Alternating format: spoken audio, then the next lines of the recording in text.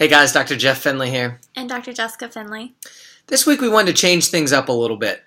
So, as some of you know, part of the reason that we chose the name that we did for our practice is that we want to emulate the idea that healing is more than just the physical body. We want people to recognize that in all aspects of their life, every choice that they make, everything that they do can have an impact on their health, either for the good or for the bad. So today we're going to touch on a couple points that have to deal with what's called the psychoneuroimmune response. So first, let's break down that word. Psycho refers to psychology or emotions. Neuro refers to the brain or the nervous system. And immune refers to your immune system. These three words put together are speaking on the relationship that they have and how it can affect you. So let's talk about one of the topics that falls under this category, something that we all seemingly deal with, and that's fights. Not like fist fights, but maybe arguments or disagreements.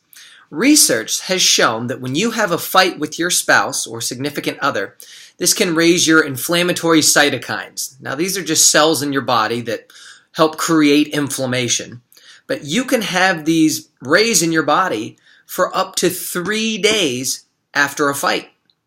Now, this is crazy. I know that none of you actually fight with your spouse, but let's just pretend, and for those people that do have arguments or disagreements, this is an astounding thing that just from an argument, you can raise your inflammation in your body.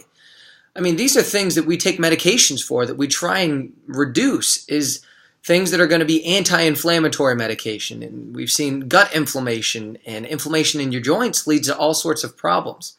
So this could mean that you could have the perfect diet, exercise all the time, and sleep well, but still have lots of inflammation, all because you had a fight with your spouse. Yikes.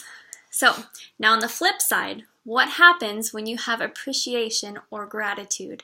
Just having those positive thoughts can raise things like growth factors, opioids, and other agents that have an anti-inflammatory effect. Just like a fight can cause lots of inflammation, switching that mindset can have an anti-inflammatory effect. So the question is, how do we put these two things into practice? We know it's almost impossible to expect that you will never have some kind of argument or disagreement with your spouse. But what if you make a rule to never go to bed angry? You decide to make a conscious decision and say, you know what, we're done with this disagreement tonight. We'd like to continue this in the morning, but for now, I love you, and nothing can change that. Now you've made a decision to not allow anger to build overnight while you're sleeping, while simultaneously having a reminder of appreciation of your spouse or the mere fact that you even have a spouse. Yeah. So, this does not have to apply to just your spouse, but think about when you get stuck in traffic or when you're upset about something that happened with your job or at work, if you're angry with how things are going at school or even your children. You have the choice to, switch your mindset from angry to grateful. Being grateful that you have a car, grateful that you have a job, you can afford school, or even that you can have children. So there are so many ways that so many things that we take for granted on a daily basis. Just switch your mindset, making these simple choices by choosing gratitude and thankfulness will completely switch your psychoimmune response in your body. So thanks for listening, guys. Thanks for letting us change it up this little week. Hopefully this is helpful for you, and we'll talk to you again soon.